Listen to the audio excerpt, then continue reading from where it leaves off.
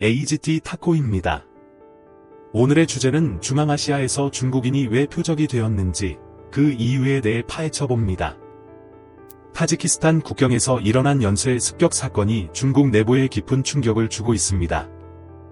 불과 일주일 만에 중국인 5명이 사망하고 5명이 중상을 입는 참사가 벌어졌습니다. 사건의 무대는 타지키스탄과 아프가니스탄의 국경, 바다흐샨, 베데익션 주변입니다. 지난 18일 밤, 샴시딘 슈인, 심서딘 셔인 이라는 산악지대에서 중국 기업 근로자 3명이 습격을 당했습니다. 범행은 드론을 이용한 수류탄 투하로 이루어졌으며 군사 작전에 가까울 만큼 정밀했습니다. 그로부터 불과 48시간 후 국경 인근 마을에서도 중국인 2명이 매복 공격을 받아 사망했습니다. 반정부 무장 세력이 관여했다는 정보가 흘러나오며 현지는 극도의 긴장 상태에 휩싸여 있습니다. 두샨베 주재 중국 대사관은 이례적인 긴급 통보를 내고 중국인 모두에게 즉시 대피령을 내렸습니다. 타지키스탄 정부는 아프가니스탄 측을 범죄 집단으로 지칭하며 직접적인 비난은 피하고 있습니다. 그러나 대통령은 치안회의를 긴급 소집하고 국경 전역의 경비 강화를 지시했습니다. 한편 아프가니스탄 외무성은 공격의 세부 사항은 언급하지 않은 채 모호한 성명만을 발표했습니다. 타지키스탄과 탈레반 정권은 수년간 적대적인 관계에 있습니다. 타지키스탄은 중앙아시아에서 유일하게 탈레반 정부 승인을 거부하는 국가이기도 합니다. 또한 타지크계 주민이 아프가니스탄 북부에 다수 거주하고 있어 역사적인 긴장의 불씨를 안고 있습니다. 여기에 중국의 그림자가 짙게 드리워져 있습니다. 타지키스탄은 막대한 중국 자본에 의존하고 있습니다. 2024년에는 파미르 고원 부근에서 중국 군사시설로 추정되는 건물이 위성 사진으로 포착되기도 했습니다. 중국 측은 부인했지만 현지에서는 그 존재가 별표 공공연한 비밀 별표이며 상식이라고 말하는 사람도 적지 않습니다. 이런 상황에서 중국인이 연쇄 살해당한 것입니다. 이는 마치 화약고에 불을 던진 것과 같은 형국입니다. 타지키스탄은 러시아의 영향권에 있지만 러시아 군대의 힘은 예전 같지 않습니다. 탈레반은 러시아와 중국 모두에게 불신을 가지며 독자적인 세력 확장을 노리고 있습니다. 이 지역에서 중국인이 노려지는 구도는 단순한 범죄가 아니라 지정학적 충돌이 표면화된 것입니다. 중국의 자금, 러시아의 군사력, 탈레반의 종파 갈등, 타지키스탄의 불안정한 치안, 이것들이 복잡하게 얽힌 가운데 중국인만이 명확한 표적이 되기 시작한 것입니다. 그 이유는 중국 기업이 금광, 도로, 전력망 등 현지의 이권 사업에 깊숙이 개입하고 있기 때문입니다.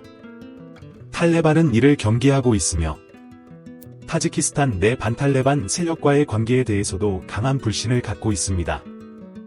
중국이 부인하는 군사 거점 의혹 또한 각 세력의 경계심을 키우는 원인이 되고 있습니다. 이번 습격은 우연한 사건이 아니라 중국을 끌어들이는 새로운 불씨의 시작일지도 모릅니다. 타지키스탄은 약화되었고 러시아는 여유가 없으며 탈레반은 지배력 확대에 필사적입니다. 거액의 자금을 들고 온 중국은 별표 안성맞춤인 표적 별표로 여겨지고 있습니다. 지금 파미르 고원의 선언 아래에서 작은 불씨가 조용히 타오르고 있습니다. 중국의 외교력과 투자 전략이 이 불에 기름을 부을지 아니면 물을 끼얹을지는 아무도 모릅니다. 이어서 중국 내부에서 터져나온 별표 천인 봉기 별표의 진상입니다. 사건이 발생한 곳은 중국 서부의 산간 지역 상러시 담펑현, 싱글로우, 댐팽입니다. 발다른 관공서가 산의 묘지를 강제로 철거하려 했던 일이었습니다. 이에 주민들이 맹렬히 반발하며 순식간에 수천 명 규모의 소요 사태로 번졌습니다. 단속 공무원이 노인 여성을 폭행하는 영상이 확산되면서 단번에 불이 붙었습니다. 주변 마을에서 사람들이 몰려들어 현장 주변은 완전히 포위되었습니다. 경찰 차량이 다가오자 별표 농기구 별표를 손에 든 주민들이 벽처럼 가로막았습니다. 현장에는 밤새 1000명 이상이 남아 공무원이나 경찰을 한 발짝도 들이지 못하게 했습니다. 이번 봉기의 원인은 매장 제도 때문만이 아닙니다. 더 깊은 불만이 쌓여 있었습니다. 중국 정부는 화장을 의무화하고 화장 비용을 고액으로 설정했습니다. 농촌 노인들에게 그 부담은 견딜 수 없는 수준입니다. 게다가 화장 후 유골을 안치할 장소도 없어 불법으로 관을 사서 산속에 묻는 사람도 많았습니다. 행정당국이 철거라는 명목으로 관을 부수는 행위는 주민들의 존엄을 짓밟은 것으로 받아들여졌습니다. 배경에는 더 긴 역사가 있습니다. 1949년 이후 농민들은 토지 몰수와 가혹한 정책으로 고통받았습니다. 집단 농장화로 땅을 빼앗기고 대기근으로 수천만 명이 아사했으며 문화대혁명 때는 조상의 묘까지 파괴당했습니다. 개혁 개방 후에도 농민은 도시민과는 다른 신분으로 묶여 차별적 제도가 이어졌습니다. 교육, 의료, 연금 혜택은 도시의 절반 이하이며 극도의 빈곤 속에서 노후를 맞는 사람이 대부분입니다. 이번 봉기는 70년 이상 쌓인 굴욕과 분노가 폭발한 순간이었습니다. 오늘 부모의 묘를 파헤치면 내일은 우리 차례다. 주민들의 외침이 모든 것을 말해줍니다. 영상에는 자정까지 공무원들을 포위한 주민들의 모습이 담겼고 중국 인터넷에서는 이들이 영웅으로 칭송받았습니다. 불길은 이미 현 경계를 넘어섰습니다. 주변 마을에서 지원 인력이 잇따라 도착했습니다. 당국은 무력 진압을 피하며 대치만 이어가는 이례적인 상황이 되었습니다. 중국 정부는 이 봉기를 불법 집회로 규정하고 정보를 통제하고 있습니다. 그러나 농촌의 분노는 더 이상 억제할 수 없는 단계에 이르렀습니다. 묘를 지키기 위해 모인 수천 명은 해묵은 분노를 표출하는 상징이 되었습니다. 중국에서 가장 인내심이 강하다고 여겨지던 농민들이 마침내 목소리를 냈습니다. 한번 깨어난 분노는 쉽게 가라앉지 않을 것입니다. 지금 중국의 산간 지역에서는 조용한 파도가 퍼지고 있습니다. 이 불길이 다음에는 어디로 튈지 누구도 막을 수 없을지도 모릅니다.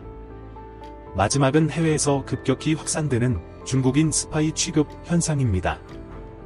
미국은 수천 명 규모의 중국인 유학생 비자를 취소하고 국외로 추방했습니다. 대상은 이공계 분야 학생이나 중국 정부와의 관련이 의심되는 학생들입니다. 대학에 이미 재학 중이고 수업료를 지불한 사람조차 갑작스러운 취소 통지를 받았습니다. 중국인 학생 수는 2019년 37만 명에서 2024년 27만 명으로 크게 감소했습니다. 미국 정부는 안보 위협을 이유로 심사를 더욱 강화했습니다. 의회 대중위원회는 대학들의 중국인 학생 수용 정책을 제출하라고 요구했습니다. 이로 인해 많은 학생이 잠재적인 스파이로 간주되는 압박을 받고 있습니다. 5,000명 이상의 유학생이 미국 학생 정보 시스템에서 삭제되어 합법적 체류 권리를 잃었습니다. 일부는 변호사를 선임해 복권을 요구하기도 하지만 대부분은 침묵을 선택합니다. 목소리를 높이는 것 자체가 추가 감시의 대상이 될 수 있기 때문입니다. 유학처 변경을 검토하는 학생도 늘고 있습니다. 이탈리아, 홍콩 혹은 중국 본토로 돌아가는 움직임이 두드러집니다. 한편 미국과 캐나다에서는 거대한 가짜 신분증, 아이디, 네트워크 적발이 화제가 되었습니다. 포워지 크래프트로 명명된 중국 출신 조직은 6,500건 이상의 위조 신분증을 판매했습니다. 운전면허증, 사회보장번호 카드, 심지어 상업면허증까지 정교하게 위조되어 위험성이 심각합니다. 은행본인 확인이나 SNS 등록, 유심, SIM, 교환 범죄에 악용되는 사례도 지적되고 있습니다. 위조 아이디는 장난감이나 가방에 숨겨져 우체국, USPS,과 페덱스를 통해 당당히 배송되었습니다. 추적 번호를 통해 중국에서 캐나다까지 배송된 사례도 보고되었습니다. 결제는 페이팔이나 가상화폐 등으로 이루어지며 완전히 국경을 넘나드는 범죄 형태를 띠고 있습니다. 범죄 조직의 일부는 SNS에서 연령 제한을 뚫을 수 있습니다 라고 대놓고 홍보하기도 했습니다. 수사팀은 범죄 그룹의 인물 사진까지 확인하고 당국에 신고했다고 합니다. 북미에서는 이미 선거 관련 부정 이용 우려까지 나오고 있습니다. 미국과 캐나다 당국은 가짜 아이디 적발과 중국인 학생 감시를 동시에 강화하는 추세입니다. 즉, 중국인 전체가 안보 관점에서 의심받기 시작한 것입니다. 유학생은 미래의 기술자이자 연구자임에도 불구하고 정치 싸움의 표적이 되고 있습니다. 미국에 있어 중국은 가장 큰 경쟁자이며 그 충돌의 여파가 학생들에게까지 미치고 있습니다. 중국은 항해 성명을 내고 있지만 각국의 대응은 멈추지 않을 것입니다. 세계가 중국의 존재를 위험 요소로 취급하는 시대에 접어들었다고 할 수 있습니다. 그리고 그 영향을 가장 강하게 받는 것은 미래를 짊어질 젊은 세대입니다. 지금 세계 대학가에서 중국인만이 차가운 시선을 받고 있습니다. 그 이면에서는 위조 아이디와 정보 탈취 네트워크도 계속 확대되고 있습니다. 정치 불신, 치안 불안, 디지털 범죄. 이 모든 그림자가 중국의 젊은이들을 삼키기 시작했습니다. 다음 불똥이 어디로 튈지 아직 아무도 모릅니다. 게다가 지금 수면 아래에서 퍼지고 있는 것이 원격 정보 탈취입니다. 미국과 캐나다의 합동 조사에 따르면 중국어권 게시판에서 개인정보를 수집하는 글이 빈번하게 올라오고 있습니다. 익명 계정이 유학생의 이력서를 고액에 매입한다며 접근의 범죄에 악용합니다. 이러한 정보는 위조 아이디 네트워크와 연결되어 실존 학생의 명의가 도용될 위험이 큽니다. 미국 내 대학에서는 중국인 학생에게만 추가 서류를 요구하는 사례도 늘고 있습니다. 심야의 기숙사에 이민국 직원이 들이닥치는 영상도 나돌며 학생들의 불안은 커져만 갑니다. 비자 취소의 배경에는 기술 패권을 둘러싼 국가 간 충돌이 있습니다. 미국은 AI와 반도체 기술 유출을 두려워하고 중국은 젊은 인재들의 해외 경험이 필요합니다. 그 틈바구니에서 희생되는 것은 미래를 쌓아갈 젊은이들입니다. 게다가 가짜 아이디 문제는 유학생의 신뢰 추락에 박차를 가하고 있습니다. 위조 서류를 반입하는 중국인이라는 이미지가 확산되어 무고한 학생까지 의심받게 되었습니다. 특히 연구기관에서는 공동 프로젝트에서 배제되는 학생도 나오기 시작했습니다. 이는 학문의 문제가 아니라 국제 정치 압력이 대학으로 흘러 들어간 결과입니다. 미국과 캐나다 정부는 앞으로도 감시를 강화할 것이라고 표명하며 정보 공유 체제를 공고히 하고 있습니다. 즉, 유학생과 연구자는 앞으로 더욱 엄격한 심사와 감시하에 놓이게 될 것입니다. 세계의 학술 교류는 위축되고 중국 출신이라는 이유만으로 미래가 막히는 사람도 늘어날 것입니다. 중국 국내에서는 이 상황을 해외가 중국을 부당하게 배제하고 있다고 선전하고 있습니다.